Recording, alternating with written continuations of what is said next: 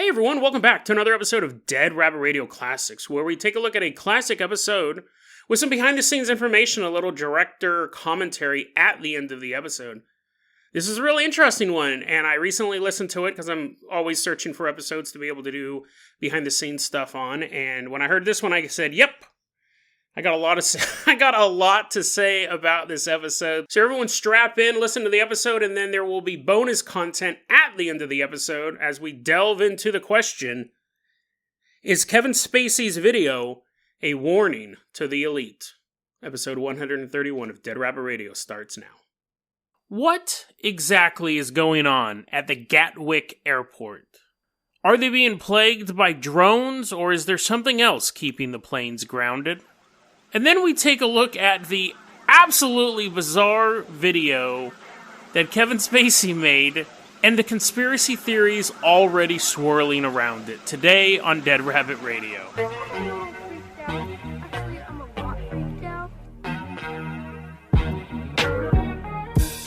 Hey everyone, welcome back to another episode of Dead Rabbit Radio. I'm your host, Jason Carpenter. I'm having a great day. I hope you're having a great day too. This is actually Christmas Day for me. I'm recording this on Christmas Day. No snow! No white Christmas for all those other people, which means a good Christmas for me. So the first thing I want to talk about, though, is, again, something that just fell in my lap. I just saw the trailer for Jordan Peele's new movie, Us. Now, Jordan Peele started off on Mad TV, which I love Mad TV. He did Key and Peele. I wasn't a huge fan of that show. I didn't watch a lot of it, though, to be fair. Then he did Get Out. Get Out, I think, was a very solid thriller. It wasn't a horror movie, but it was a solid thriller. It was kind of a, spoiler alert, Stepford Wives, but with black people instead of women. And when I was watching it and when I saw the trailer for Get Out, I was like, this guy has a visual eye. This guy really has a really cool, unique visual eye. The movie ended up becoming a big hit, won a couple Academy Awards. I think the biggest flaw of that movie was the TSA agent character. Didn't really work for me, but I did think that Get Out was a solid thriller. Don't think it was as great as everyone thought it was, but it was definitely, for a first-time director, it was very, very, very good. Enjoyed it. I recommended it. I just tell people it's not the greatest horror movie you're going to see. So when I found out just today, I saw that he had released a trailer on Christmas Day for a new movie called Us. And the first thing that popped in my head was, this is going to be Oscar bait. Because once you get a taste of that sweet, sweet Oscar love, could you go back to making, in a sense, a schlocky horror film? And I started watching the trailer, and he went balls to the wall schlocky horror film. I am so impressed by Jordan Peele right now. Absolutely floored. Because I think any other director, after making a low-budget horror movie and getting all of that Oscar love, would going the Crash route, trying to go for these Oscar bait films. No, the movie looks so bizarre. And I'm watching the trailer and I keep waiting for some modeling scene. Like, I don't know what the movie's about. I put the trailer in and it's showing all this stuff and I'm thinking, it's gonna get like Oscar baity. And it's not. Totally blew me away. And you're watching it and you're like, oh, I recognize that. It's probably like The Strangers or something. They're probably surrounded by some rich people who don't want them in their neighborhood. And that's why, because who are trying to get them out of their house. And it's going to be kind of like this us versus them thing. And it's going to be The Strangers, but with a racial tone to it. Absolutely not. The movie is so bizarre looking. And again, it's his visual eye for horror. I think we may be seeing the birth, and I may be speaking too soon, but I think we may be seeing the birth of a new Wes Craven, of a new Tobe Hooper. Jordan Peele knows how to do horror. This is absolutely... I did love the trailer for Get Out. I saw the movie, and it met my expectations of that movie. This movie, again, you watch the trailer. The visuals are great. It looks super weird, and I can't figure it out. I've seen so many trailers. Like, I saw the trailer for Shutter Island and was like, oh, he's an inmate. Person next to me was like, what? It's like, yeah, he's the inmate. I saw the trailer for The Sixth Sense. No. I saw the trailer for The Village, and I was like, oh, that's takes place in modern times. And my little brother's like, whoa, how'd you get that just from the trailer? He didn't believe me. He's like, you're wrong. And he told all his friends. yeah, my brother, he thinks he knows everything. He says the village takes place in modern times. And then when they saw it, his friends were mad at him for spoiling it. He's like, I didn't know. I didn't know that was the ending. But I watched this trailer, I'm like, I have no idea what this is about. Even when I watched the trailer for Get Out, I think I kind of got an idea for what the twist would be, but not really. But this movie, definitely, I was like, what's going on? What's going on? Check it out. The trailer's called Us. It looks great. So congratulations, Jordan Peele. I think you might be probably one of the best horror movie directors working right now if you're able to pull this movie off. And the only reason I laugh about that is because he came from Mad TV and Key and Peele, and he's a comedy guy. But he probably had a passion for horror all along. So good on you, Jordan. So our next story is a request from Nooch on YouTube. So let's get on board the Carpenter Copter and go for a ride. We're going to Britain. Merry Ole England. The big blue island or something. The Emerald Isle. Is that what it's called? I think that's Ireland. We're going to England. We're going to the place of kings and queen. Oh, I just came up with that one. And Knights of the Round Table. And Stonehenge, I think, is over there. It might be in Wales. And what else comes from England? Bunch of dragons, I guess. That's all. So anyways, we're in Britain now. And the Carpenter Copter. So we're coming in, and of course, we're going to an airport, so we're going in style Carpenter Copter. Those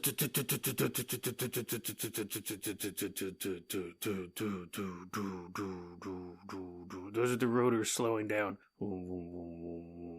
Got a check engine light. No. Okay, we're not going to go through the whole, end of the flight procedure. I'm sitting reading a manual as you're like, are you going to tell the story? Yes, I'm going to tell the story, dude. I just got to make sure I shut all the instrumentation off. Okay, so anyways, we get off the helicopter. We're at Gatwick Airport. And we get there and immediately surrounded by police. And no, it's not because of any outstanding warrants I may or may not have. It's because we violated international airspace, but also because currently, well, at this time when we landed, no flights were allowed to take off. We're like, oh, well, we're just landing. Here, let me go through my instruments. They're like, no, get away from the gears. Just get out of the helicopter, sir. So we get out, and we find out that from December 19th to December 21st, over 1,000 flights had been canceled or delayed. Actually, I should rephrase that so it sounds more dramatic. Between December 19th and December 21st, over 1,000 flights had been delayed or canceled outright. And the reason why was because people were seeing drones fly overhead.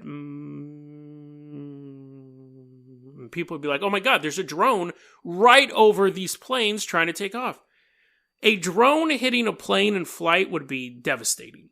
I don't know why, because they're so tiny, but I guess if it flew into the engine or had suction cups and landed on the windshield and the pilot's like, oh, I can't see. It's like spraying oil. I mean, come on, dude. A drone hits a wing of an airplane, it's getting demolished. Can drones really weigh more than the fattest geese or goose? You know? But anyways, apparently if a plane hits a drone, it's bad news. So I'm not going to test that, but I'm sure there's some YouTube videos showing that. But anyway, so planes shouldn't hit drones is the moral of that story that Jason doesn't believe. But the airport was like, we can't take off. There's drones flying overhead. 67 sightings of these drones. People would be sitting there. They'd be eating their crumpets and drinking their tea. They'd look out the windows in the airport and that's not an airplane noise. That's a drone flying by. They're like, ah. Pilots said that, oh man, I saw a drone fly by. I was sitting here in the break room and they're like, are you sure that wasn't the noise an airplane made? He's like, I'm positive that was the noise of a drone. 67 sightings of these drones. The airport's like, we can't let these planes take off. Now, the police begin investigating it. They end up arresting a local couple. They're like, oi, oi, oi, breaking down the door. The couple is building a drone in the back. No, the couple was actually completely innocent. And so the cops arrested them, released them the next day. And by that point, a bunch of newspapers had published their names and photographs. And in Britain, unless someone is charged with the crime, this is a new law, you can't do that. So this couple is going to sue all these newspapers and websites in Britain and make a ton of money out of this. They said we had nothing to do with this. Then, the next day, a police officer giving an interview says, there may not have been any drones in the first place. So at this point, Everyone's flipping out.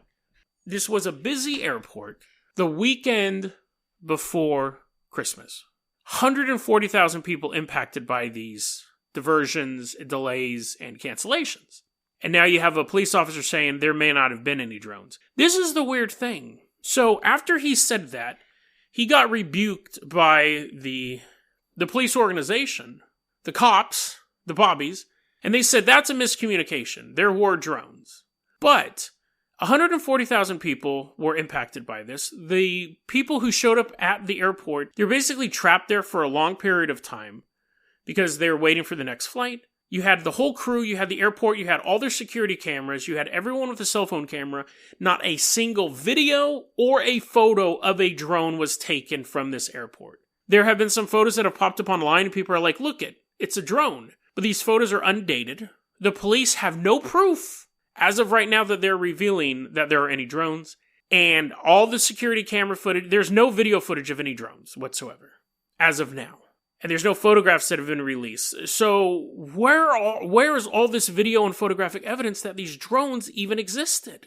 Everyone has their back to the wall. The police, if there were drones, they have to catch the people doing it. The airport, if there were no drones, there's going to be mass firings.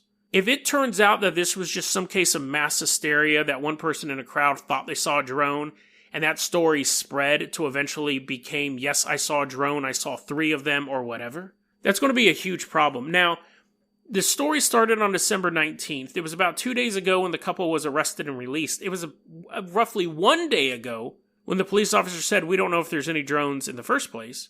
The conspiracy theories have already started rolling. Let me go back to the drone thing real quick, too. The police, the only piece of evidence they found so far is a broken drone on the outside of the airport. And even they're like, we don't know how long this has been here. Could have been here for a while, could have been here during this flap, we don't know. But anyways, the conspiracy theories have already started rolling in. 1, the conspiracy is that Britain is testing the public.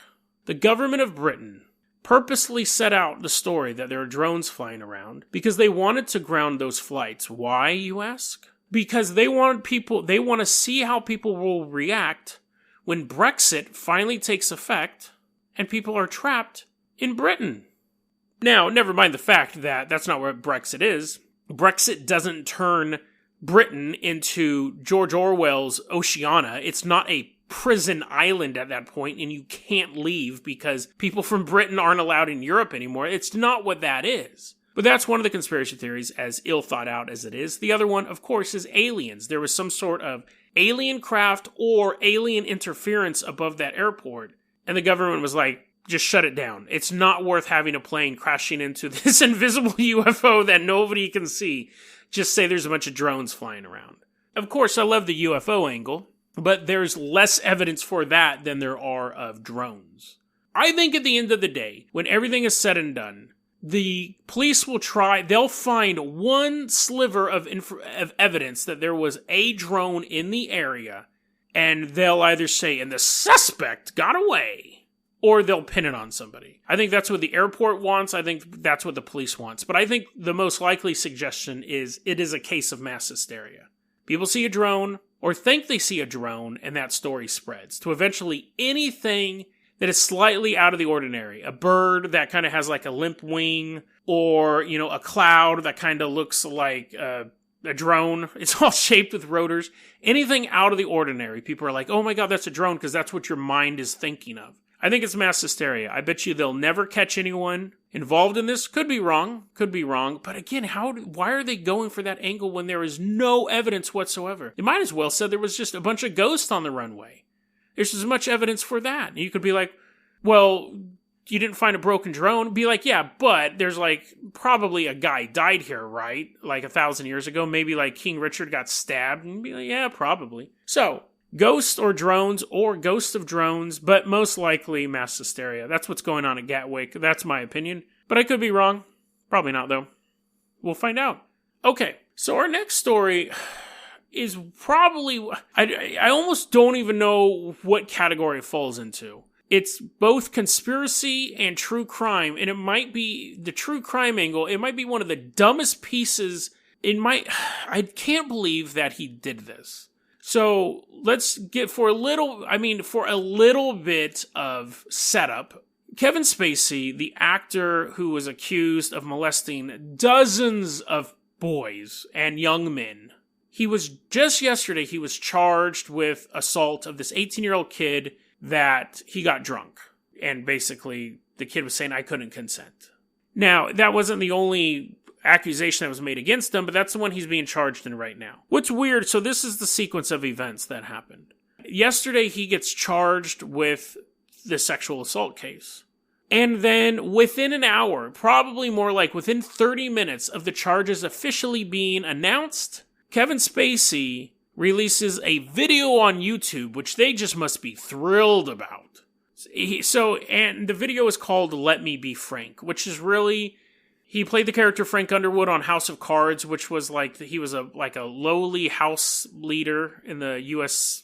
House of Representatives, and he basically schemes and murders his way up to be president of the United States. He ended up getting kicked off the show and killed off screen after he was accused of all these horrible crimes, and he's been gone ever since. Not just the character, but Kevin Spacey kind of had a media blackout. So he gets charged in, I believe it was New York, for this rape, for this sexual assault. And within a half hour, he releases this video. Now, I have my own theory about that. The video is not really heavily edited. It looks like it could have been done all in one take. But it has good lighting, and you can hear sound effects, and he has makeup on, and all that stuff. So it wasn't like he found out he was getting charged and he's like, hey, Bruno, grab the camera. We're going to make this video. I bet you anything he made the video and had planned to release it. And the police found out that he was going to release this video and they charged him. They were going to charge him anyways, but they timed the charge to come out right before the video. They may not have known the exact time it was going to be released, but I bet you someone in Spacey's organization or somehow they found out and they said, we'll charge him on Christmas Eve. Because on Christmas Eve, he's going to release this video. We don't want to do it after he releases the video, because then it will just look weird. Well, the whole thing is bizarre. But the time, I bet you anything, the police knew that video was coming out. They charged him. Because if Kevin Spacey got charged and then decided to release the video, he's absolutely insane. So this is the video. The video is him standing, and again, it's not just, I'm not just going to talk about, there's already, the video's been out for less than 24 hours. There's already a ton of conspiracy theories involving this video. But I'm going to read you the transcript. My little brother, when he sent this to me, he goes, it almost sounds like he's talking to his victims. And when I watched it, that was the exact same feeling I got. Video starts off with Kevin Spacey washing his hands. That's important with the conspiracy theory stuff. And he does this really weird accent, which I guess he has on House of Cards, but anyways. He looks right at the camera. He looks right at you. He goes, I know what you want. Oh, sure, they may have tried to separate us, but what we have is too strong, too powerful. I mean, after all, we shared everything, you and I. Gross, dude. Gross. I don't know what his intended audience is for this. I think I can kind of figure it out, but it does sound like he's talking to a young man in a dark room. I told you my deepest, darkest secrets. I showed you exactly what people are capable of. I shocked you with my honesty, but mostly, I challenged you and made you think you trusted me even though you knew you shouldn't. That's so gross! Why... Yes, nobody should have trusted you, Kevin Spacey. It's absolutely bizarre he released this. And made you think and you trusted me even though you knew you shouldn't. So we're not done no matter what anyone says. There's part of me that thinks this video could actually be considered witness tampering. It does seem like he's talking to his victims. We're not done no matter what anyone says. It really feels like witness tampering to me. And besides, I know what you want. Okay, so, and then it has this little thing where he's talking about waiting. I don't want to read the whole thing because just for time, but he says, I know you guys have been waiting with bated breath for me to come back, da-da-da-da-da. We're going to skip ahead. But you wouldn't, this part really set me off. The whole thing sets me off. But you wouldn't believe the worst without evidence, would you? You wouldn't rush to judgment without facts, would you? Did you? No. Not you. You're smarter than that.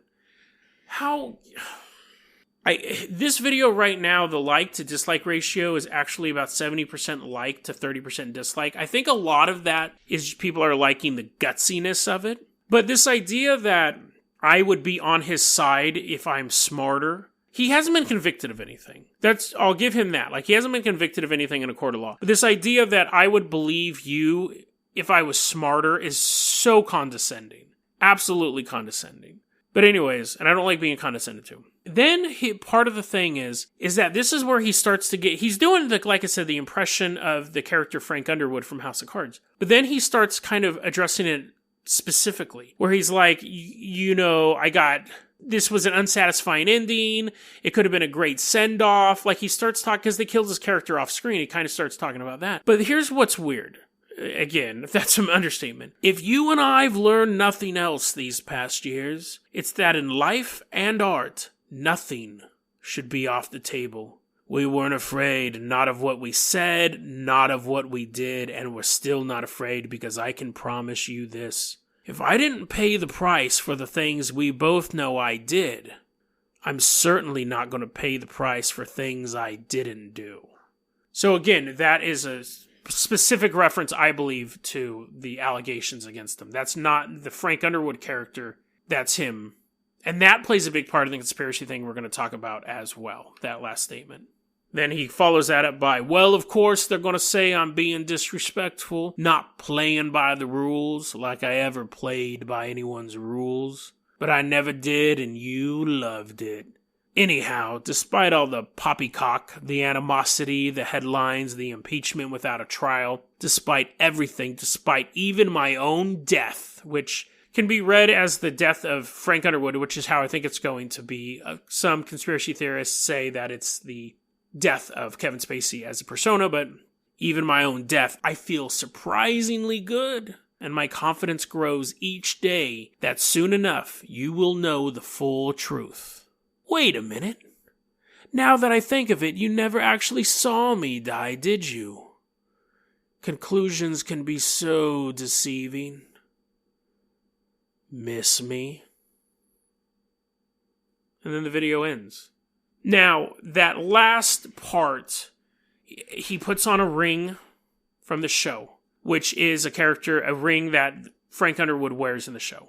And it's funny because Netflix has issued no comment on this. Netflix, they're the ones who produce House of Cards. They have had no comment on this. He's basically setting himself back up as a character in a show that at this point is off the air. It's not even new episodes are being made. It's almost fan fiction. But a stupid, delusional, bizarre video for a man accused of multiple rapes and sexual assaults to put out on Christmas Eve. In the video, he's wearing a Christmas apron. You can hear like a party going on in the background, but it's just an audio effect. No one wants to hang out with this guy. So, why did he do it? Part of it could be the egotism. Part of it could be he's absolutely nuts. But the conspiracy theory comes in like this. He's dead, and this is a deep fake. We talked about that on a previous episode, where deep fake is you use AI and thousands of images of somebody, and you can actually have a different person move around, but you can have the other person's face digitally put on. Some of it's convincing, some of it's not. But the first conspiracy theory going around right now is that he is dead, and this is a deep fake. He's completely computer generated. It's a real person, but with Kevin Spacey's face. Unlikely, but possible. I'd probably say it's 0.01% possible. The other conspiracy theory is that he's not dead, but it's still a deep fake. People are like, look at his mouth. Like, you can look at the way his neck turns. It's not how a human moves his neck or his mouth. It is. The other ones are a little more intriguing. So, in the beginning of the video, he washes his hands. And I'm not saying, when I say intriguing, I'm not saying these are true, but they're interesting. And we'll go through them. But at the beginning of the video, he's washing his hands. And the part of the conspiracy theory is that he's washing his hands in a religious sense. He's washing his hands of his past sins. In the video, he starts drinking from a coffee mug. It is a coffee mug that has a quote from Queen Elizabeth on it about, let me find the exact quote, actually. That'll be interesting. Oh, that's great. The Reddit thread, which I'm not a huge fan of Reddit, but the thread's been deleted. That's great. But I was able to find a picture of the mug. It's a mug from the castle. Where do they live? Buckingham Palace. And it says, "Throughout all my life and with all my heart, I shall strive to be worthy of your trust." That is a quote from Queen Elizabeth II. Kevin Spacey apparently is knighted. I don't know if that is actually accurate. I saw that on that Reddit thread that is now the thread's still up, but the guy who started it deleted it. It's Reddit. I hate Reddit. But anyways, they're saying that mug is showing his connection to the elite. Even though you can buy that mug at a gift shop, somehow that connects him to the elite. And making statements like, "Soon enough you will know the full truth." And again, you trusted me even though you knew you shouldn't, so we're not done no matter what anyone says. Those are veiled threats towards the elite. I have dirt on all of you guys. And if I'm not going to be punished for stuff that I did, and I didn't do these particular crimes I'm being accused of, then you don't know me. And so the whole video is this veiled threat. If he's guilty, he would know other pedophiles and other sexual assaulters in Hollywood or in politics. Because they tend to run in packs, like predators. You swap information, that kid's really cool, he doesn't tell anyone, this person, he's kind of into it, but, whatever. So they kind of will swap tips. It's really disgusting. So they have this network. But I think that if he was going to name names, what would be the point of him releasing a video saying he was going to do that? Maybe, is it kind of like a dead man switch where this video is saying, if you do not help me get out of these charges, I will talk? So this is either the video of a total crazy egotist. It's either a washed up actor trying to get back on his show somehow. It's either a witness tampering and not very veiled threats to his victims, or there's a couple more. I forgot. He's dead, and it's a CGI Kevin Spacey. He's alive, and it's a CGI Kevin Spacey. Or it's the real Kevin Spacey threatening the powers that be that if they don't save him, he will topple all of them. The first one's completely insane, him being an egotist. The other one, him trying to get back onto a show that's been canceled, is just kind of sad. But the conspiracy theories are already rolling. There was a lot of questions of what ring he put on and why he put it on when he did and so and so. The conspiracy theory community is really diving into this hard to try to figure out what this means. And we'll find out soon enough because he's been charged with that crime. So they will arrest him or he can turn himself in. And if he walks into the police station and walks back out, we know he gave them a ton of names. If he walks into that police station and does this big thing during court and he's like, this person's a pedophile and you're a pedophile and you're a pedophile and you're a pedophile, and everyone's like, what? If he makes a big show of it, but most likely he will get arrested and he will plea down and get 2 months suspended sentence or something like that. And then, the thing about that is that's just because he'll have good lawyers and the evidence will be, he said. But even when that happens, people will be like, the Illuminati got his warning in that YouTube video, and that's why he got off scot-free, and just shows how self-perpetuating sometimes conspiracy theories are. So, I don't give much credence to the hidden messages to the Illuminati in it, because you think he could do that more effectively than releasing a YouTube video. You think, okay, and let me just say one last thing about the threats to the Illuminati. It's a very dangerous game to play. Because he could be like saying, yes, I know your, or even not the Illuminati, just other powerful pedophiles. He could be like, I know your secrets and you have to help me or I'll let, all start mouthing off. You don't ever say stuff like that because you're just going to get killed. Because even if I uphold my end of the bargain, let's say that I go, okay, I will help you get off, but you can't, not like that, Kevin Spacey.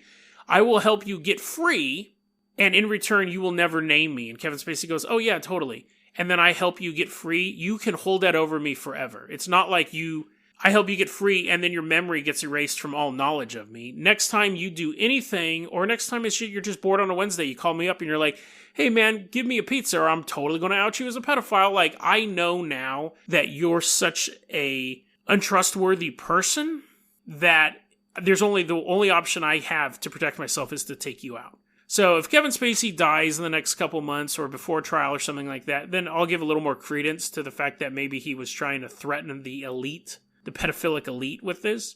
But like I said, most likely he'll get arrested. He'll get a completely short sentence, and he won't get any Cosby time.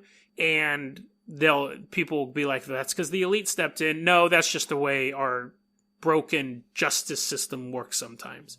DeadRabbitRadio@gmail.com is going to be our email address. You can also hit us up at Facebook.com/DeadRabbitRadio. Twitter is at Jason O. Carpenter. Dead Rabbit Radio is the daily paranormal conspiracy and true crime podcast. You don't have to listen to it every day, but I'm glad you listened to it today.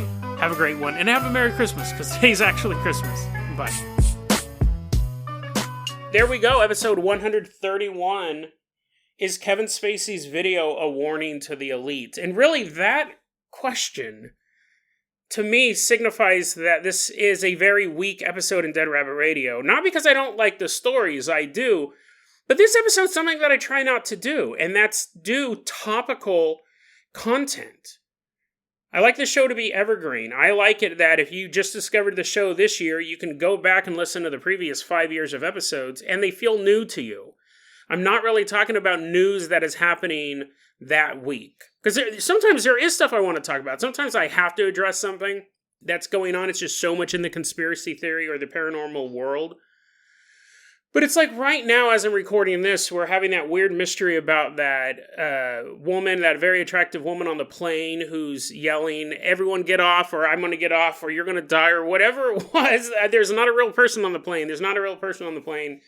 And I'm getting off this plane. First off, it's a super fascinating story, right? Super fascinating story. And then some guy showed up and he said that he was the man that she was referring to, and he was a Mason, and he had all of these occult images tattooed onto his skin. We don't know if that's true. I mean, he released a video. There's no proof that he was actually on that plane, as far as I know at this point. I find it very interesting that she has not been identified in this world where apparently people get doxxed for doing something outlandish in public. We still don't know who she is.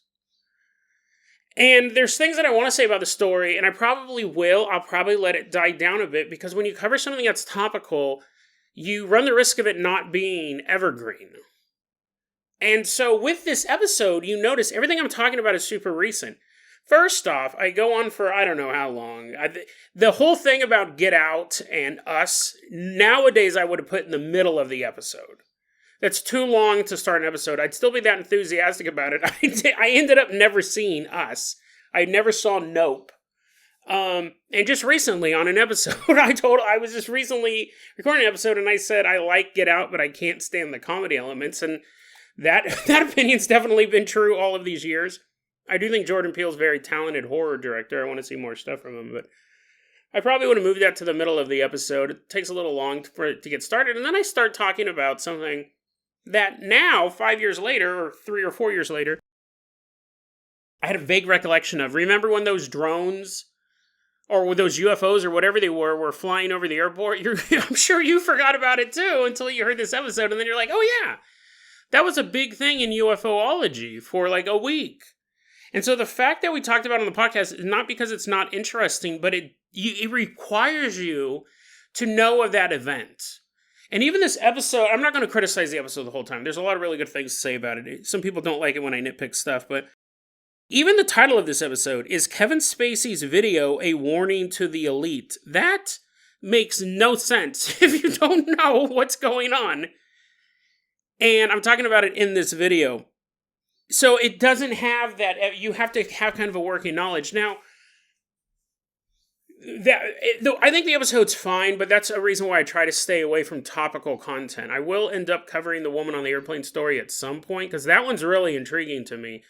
Just the fact that we don't know where she is. I'm starting to develop some conspiracy theories about it, and society at large because of it. It's quite odd, but I like these stories. I really do. I think they're good stories. I think it's funny because this is the episode where I've said multiple times I'm recording this on Christmas. What I'm thinking, and this happened a lot in the early days. It doesn't happen as much now because I have a better research flow. But it used to be that I would get off work and be like, I have an episode due in like 2 hours, and I don't even know what I don't even know what I'm going to be doing the topics on. So it may have just these stories fell in my lap. If it's Christmas time, I was probably under the gun through work. I was probably under the gun just through getting preparations for the holidays. I do like this episode, though. But I did want to mention that this is one of those episodes that everything in it is super topical. There's a new movie trailer came out. You're like, Jason, that movie's like 3 years old at this point. Talk about an ongoing thing at an airport. Fascinating story. I did think it was interesting. And then the whole idea of Kevin Spacey's video. What I do like about doing hot takes in the moment is I find it very, very interesting. When I was re-listening to this episode, I go, is he really warning the elites that if he goes down, he's going to take other people with him? Is that really what's going on? Well, I guess we'll find out if all charges are dropped. And all charges have been dropped. Kevin Spacey is Teflon. Like, none of them stuck to him. The original Anthony Rapp allegation, which was heartbreaking. I remember staying up late when that article dropped, the first expose. Anthony Rapp is an actor. He's on the new Star Trek Discovery show. He was like 15 or 16 years old, and he said Kevin Spacey tried doing this stuff to him at a party. I remember being like, this is awful. If this is true, this is terrible. That has been dismissed. Pretty much every allegation against him has been dismissed. The only thing he doesn't have now is his career back. But that's just around the corner. Because they cannot stick any charges to him. You already have Louis C.K. I mean, obviously, I think there's a difference between Louis C.K. masturbating in front of women and stuff involving kids. I mean, they're both gross. But I could see people being like, yeah, he's a weirdo and he did that and he shouldn't have, and technically it is illegal. It's exposing yourself, but whatever, right? Whatever. I could see people trying to be stuck in that gray area with Louis C.K. The Kevin Spacey stuff with kids, with teens and kind of young teens was where he was kind of at. But anyways, the only thing he doesn't have back is his career. So it's very interesting listening to this episode with the hindsight that he does beat every single charge against him. He's been charged with new stuff since that video, and he's beaten those charges. So he'll start doing indie movies. Someone's going to sign him up. He'll be back. He'll be back. The story I find is super intriguing. It's interesting on a technical standpoint. You notice that I read what he said. That was 100% a YouTube decision. And this is one of those things, I know a lot of people like to listen on YouTube. It's a lot easier to find. It's a lot easier to listen to on YouTube. But sometimes the compromises you have to make is I can't actually use his audio because I'll get a copyright strike from YouTube. It's a lot harder to get a copyright strike on the podcasting world. That's why a lot of times you'll hear your favorite podcast playing music from the radio. They'll play like a hit song or they'll play some indie record song. They don't have permission to do that. They're just doing that because copyright law and podcasting haven't really caught up to each other. YouTube would have taken it down. So I don't know if that makes the episode better or worse. Me doing an accent of me. I hate also reading stuff that perverts say in my voice because it's so easy to clip. And they're like, what did Jason mean when he said that he'd be back from the grave? What does that mean? He said it. Here's the clip. But yeah, so that was part of that. I find it very interesting. I love delving into conspiracies like this. I don't do it very often on the show because a lot of times it's narratively not interesting. I have a story. I had a story that I was going to do about Charlie XCX. She's a singer and she was doing this video with this very satanic occult imagery. And she's told people coming into the industry, whenever someone asks you to do something, you say yes, no matter what it is. Always say yes. She goes, that's how I got to where I'm at right now. Always say yes. And that's probably bad advice to give to anybody entering the entertainment industry or any industry, because you'll just get taken advantage of. But it kind of rang as both, saying you're going to have to do stuff that you may not want to. You may have to sell out. It also came down to having this woman say you may have to give sexual favors to people and just say yes. It'll benefit you. And then it could also be read in a... She didn't specifically say that, but I'm saying these are the ways you can read into it. If someone says just say yes no matter what, you could also see the occult lifestyle, the dark occult followers in Hollywood, in the entertainment industry. Just say yes if they want you to, sacrifice a goat or sacrifice your mom. You just say yes, it'll be better for it. I never covered the story because I couldn't figure out an entertaining way to do the narrative. Right now I have a story about Black China ready to go. It's very interesting in the world of conspiracy theory. She has converted to Christianity. She's made a big deal about getting a make under. She had some of her plastic surgery undone, like she had some fillers put in, she had them removed. She stopped wearing so much makeup. She shut down her Instagram. She goes, I'm going to praise the Lord. I'm going to praise the Lord. I'm going to praise Christ. He's the true Savior. Here's a video clip of me being baptized. You can hear the demons leaving my body. Very, very interesting stuff. And her mom says she's not authentic. She's an Illuminati plant, and this is a trap. And I don't hang out with my daughter anymore because if it's fake, then I'm setting myself up to be sacrificed. I'll be some Illuminati sacrifice. And if it's real, if she has actually converted to Christianity, then the Illuminati will kill her. And I don't want to be around when that happens because I might get killed too. So, super interesting story, right? I'm just trying to figure out a way to tell it in a narrative fashion over the course of, 5-10 minutes, really go forward. This story allowed me to do that, this Kevin Spacey one, because I just was basically reading a script and kind of taking out parts of it. So the narrative function was there already. I hope this isn't boring for you. You're like, what? I hope this isn't boring for you. Sometimes I think that when I get into the nitty-gritty, it could be a little boring. But those are the decisions, I think, that really help continue and create the show, Dead Rabbit Radio. This episode is also super interesting for this. I've talked about this before on the podcast. This was one of my biggest episodes ever. Episode 136 still is one of my most downloaded episodes ever by a wide margin. Thousands upon thousands upon thousands upon thousands of people have listened to this episode. This episode, the episode about Ellen DeGeneres being thrown in jail, Tom Hanks killing Issac Kappy and being a clone. Those episodes always stand head and shoulders above the other ones as far as download numbers go, both on YouTube and on the podcast. And the reason why is because I'm talking about things that people are actively searching for at that moment. People were trying to figure out if Ellen DeGeneres was under house arrest. People want to find out if Tom Hanks killed Issac Kappy.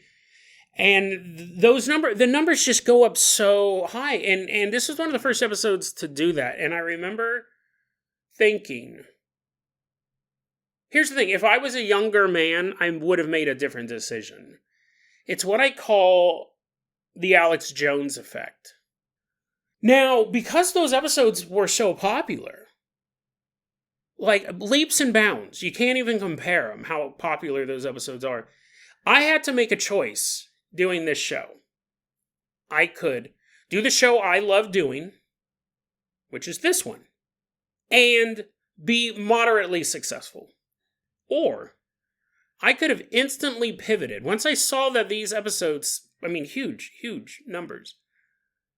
Once I saw that those episodes were big, I could have done a follow-up episode, which I did do. I did do a follow-up episode about Kevin Spacey the following year when he released another Christmas video. I was actually disappointed the year after that when he didn't release one. I go, what? It was almost like a Christmas tradition. I could have then just started saying stuff that I didn't believe was true, but covered it very seriously, covered it daily, new important facts about the ongoing Kevin Spacey elite war. And then tomorrow we're going to talk more about Ellen DeGeneres. It turns out that she may be involved in Pizzagate within her very studio. And she's had people killed to cover it up and all this stuff, right? I wouldn't have believed a word of it. But I could have found stuff that backed it up. I could have reported it. And the show would have been huge. It's the Alex Jones effect. I don't believe that he honestly thought Sandy Hook was... What got him in trouble? It wasn't that Sandy Hook was an inside job so much. It was that it didn't happen at all. It wasn't that the government went into that school and murdered all those children. It wasn't a conspiracy theory like that. It was fake. He was arguing that it never happened. He really covered it for just a couple episodes. But people were so hungry for information on that topic, and I saw all those conspiracy theories online. I've seen a dozen conspiracy theories. Obviously we all have about Sandy Hook. It's tragic. But I've watched the documentaries. I've seen all these YouTube videos about it, read articles about these different conspiracy theories from the point of view of the conspiracy theorists. And what happened was this was a group of viewers who they were voracious in their appetite for more information, and they wanted a real investigation, what the quote unquote, as far as they're concerned, a real investigation into it. So when Alex Jones brought it up, we might have even had a guest the first time that it came up. I am almost certain that his numbers spiked. So you bring it up again and again, and you're like, wow, I'm on a roll, I'm getting all this stuff. And now, I mean, he's been sued for like $1 billion or whatever. The show's still on the air. Like, he's still doing stuff, but they took down Alex Jones. And, I mean, again, he was saying stuff that he wasn't true. And I honestly believe that he didn't believe it was true. But he chased the numbers, right? And that's not the first time he's done that. That's just really the most recent time. There are other times where I would see him start talking about stuff, and I'm like, dude, why are you making a big deal about this like this? But it was because that's what people wanted, even though I felt like he didn't actually believe that it was true. Well, and you know, here's the thing. Like, I could have completely changed the show, and I would have been on the level at this point of Real Raw News, taking in tens of thousands of dollars a month, if I gave that audience the content they wanted. And if I was a younger person, I might have made that decision. But this show is the show that I want to do. This show is the show that I would want to listen to. And that is why it was not necessarily a noble thing. It wasn't like, no, I stand for truth and justice. I talk about goblins, right? I talk about goblins and ghosts and conspiracy theories. And sometimes I'll talk about stuff, especially conspiracy theories, that I don't think are true, like monkeys don't exist. But I don't fool you into you thinking I think monkeys aren't real, right? I'm kind of pretty clear that we're making fun of this conspiracy theory, anything on Real Raw News. But when you look at Real Raw News' reach versus Dead Rabbit Radio's reach, again, it's not even close. It's not even close. But I wanted to do the show that I wanted to do. It had nothing to do with truth, justice, and the American way. It just had to be with... If I do this show, I will make more money and I will be more successful, but I won't be having as much fun. I'll be wallowing in the mud a lot. That's the thing that keeps me. I have an idea for a really, really dark true crime podcast. I've been toying with it for about a year or two. I'm still gathering articles for it, but it's so depressing. I go, how much of my week do I want to spend in the mud? And that's how I look at that podcast. I mean, I find true crime immensely entertaining. And not entertaining in the sense like, cats dancing, but I find it fascinating. But I don't want to constantly be on a search for the worst story to one-up, the last seasons of stories. I'm like, well, I got to give them what they want. Got to find even more depraved stuff. So Dead Rabbit Radio is the show I want to do. And it's funny because when I listen back to these episodes, I think about the comedy or the timing or the editing. And sometimes the placement of the stories, like this one, I think I could have waited a little bit longer. Maybe not had two stories in the same episode that were so of the moment, which would probably be the way I would have broken it up. That's the way I look at it. I don't look back and go, oh, this is dumb. I should never have covered this. I'm wasting people's time by covering this. I try to only cover stuff that I think's interesting and will be interesting 5 years from now. That's the show I want to make. That's the show I do. And it's funny to think because some of those decisions that I make on the fly work great. Remember early on when COVID first started off, before any conspiracy theories, like week 1, week 2 of COVID, this daily podcast. So you can see when COVID hit and where the episodes were at.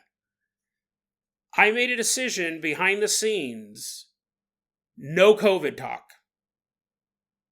None. We have a self-isolation special, and I think there was an episode predating that where I go, don't worry guys, it'll blow over. Because obviously I was looking at the news, right? In December, January, February, you were aware that something was going on. So I think I mentioned it the same way I talk about Ebola. It's the same way I'll talk about some weird disease anywhere in the world. But I made a decision behind the scenes, and I talked to, friends and confidants. I said, I'm not going to cover COVID. And the reason why I did that was people don't want to hear about it. I go, I'm not going to talk about this on the podcast because I'm sure a lot of people who listen to Dead Rabbit Radio are doing the same thing. That's all they're talking about. That's all they're reading. That's all they're seeing on the news. And for 45 minutes a day, they will get zero COVID. I mean, hopefully they don't catch it at all, right? But you know what I mean? Like, no COVID talk. None. And it's funny because I made that decision I made that decision because I didn't want to think about it, and I'm sure you guys didn't want to think about it for just a moment in time. You wanted to be completely distracted from it. That saved the show. That 100% saved the show. Because remember, I'm reading a ton of conspiracy theories at this point about COVID. And had I talked about them back then, the show would have got shut down. 100%. Like, before even knowing you weren't supposed to say stuff, or your social media would get shut down, and your YouTube channel would get shut down, and all that stuff, I just said, I'm not going to talk about it because I don't want to think about it. And I'm sure you guys don't want to think about it either. And had I been like, hey, I read a really interesting conspiracy theory about COVID, everything would have got shut down. I figured none of you guys wanted to hear it. There's actually is an episode that never got released. It's about 30 minutes long. It's super boring. Like, the first segment was about COVID. And this was like early days, like I think early March. And I'm sure I have it somewhere on my hard drive. I just never released it. Again, because it was boring. And I thought, you could tell I was super depressed recording it. I was trying to, be optimistic. We'll get it under control, guys. But when I recorded, I remember sitting there in the haunted closet and I go, this sucks. Like, this is super boring. No one wants to hear this. And then after that, I made the decision, I'm just going to stop talking. I'm not even going to bring it up. I think there's a few references to it here and there, but really not. So those little interesting things that happen, that decision that was made just because I got tired of reading about it, I didn't want to make any content about it. Which is funny because now I have a story ready to go. It's not ready to go. I have the articles. I have to type up the notes about the COVID vaccine. You're like, Jason, whoa. Trust me, it's not what you expect. It's a really, really interesting story. It's based on medical journals. There's been some... Again, it's not like Jason, whoa. It's not what you expect. It's a really crazy story. But hopefully we'll do that soon. Now I feel that it's passed for the most part. I think we feel comfortable. Now that I've had it, well, no big deal. I think that it's passed for the most part. I think people can hear about it, at least the more bizarre elements of it, and you don't get shut down anymore. But I thought that was interesting. Looking back, I go, wow, had I not made the decision to not talk about it because I didn't want to talk about it, the show would have got shut down. And that's the same thing. We'll finish it off like this. I could have had a more successful show if I was hyping up these conspiracy theories. Kevin Spacey fighting the elite, and Ellen DeGeneres under house arrest, and Hillary Clinton being executed in Guantanamo Bay while going through adrenochrome withdrawals. These episodes would have been huge episodes, but I think the podcast would have got shut down. Because again, you started going through that phase where anything conspiracy theory got bonked on the head by the algorithm. My TikTok channel was doing really, really good, and I did a conspiracy TikTok. I usually do true crime, and I put it in hashtag conspiracy. My TikTok has never recovered from that. Like, I was getting 2,000, 3,000, sometimes 10,000 views on a TikTok. Now it's 250 tops, and it's been like that for about 8 months, 10 months. So I think it really depends. I also think TikTok skews younger. YouTube is a bit older. That's why my audience for the video of me skews women in like their 30s and older. And there's not a huge audience on TikTok for that. But anyways, very, very interesting story. I think this behind the scenes is almost as long as the episode itself. But yeah, that's a little bit of the behind the scenes and that decision to just keep doing the show. Because everyone, when you're creating content, whether you're writing, making music, doing a podcast, whatever, you're going to be faced with a decision. Do you do what is successful, or do you stay true to you? Do you take Charlie XCX's advice and just say yes to whatever? Or do you keep plugging away and doing the show the way you want to? I believe that this show can be as big as the show that just does all of the crazy conspiracy theories. I just think it takes much longer and much more work to get it to that level. And there's no guarantee, obviously, but So I don't think you should always say yes. I think that can lead you down a path that after a couple miles you realize not only is it dark, not only is it unfamiliar, but you're so far down that road, you don't even know how to get back home. You can't even find the true you ever again. So you got to be careful. We're going to go ahead and wrap that up. We'll do another Dead Rabbit Radio classic tomorrow, maybe. These are out of order, I don't know, or maybe not. Maybe this is the last one for this season, but I hope you guys enjoyed this, and I'll see you guys soon.